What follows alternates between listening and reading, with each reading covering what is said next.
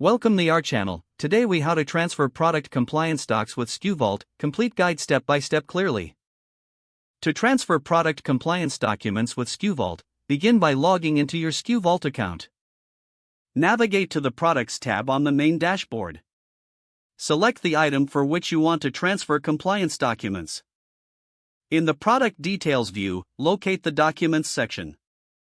Click on Add Document to upload new compliance files. Choose the document type from the drop-down menu. Make sure to enter a clear and concise description of the document. Select the file you wish to upload from your device. Once the file is selected, click on Upload to add the document to the product. After the upload is complete, verify that the document appears in the list. If you need to transfer documents to another product, repeat the process for that item. To organize documents, consider using tags for easier retrieval. Review all uploaded documents regularly to ensure compliance is maintained. For any issues during the upload process, check for file size limits and format requirements. Consult SkuVault's Help Center for detailed guidelines on document management.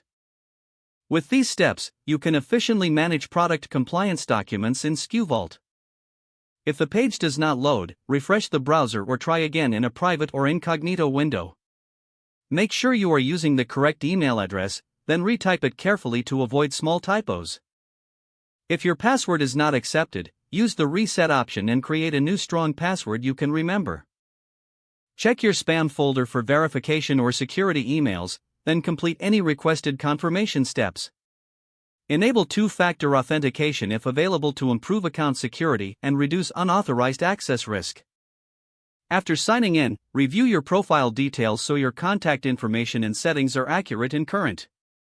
If you see an error message, note it down and try again after restarting your device and internet connection. Log out when you finish, especially on shared devices, to keep your account and payment information secure. If the page does not load, refresh the browser or try again in a private or incognito window.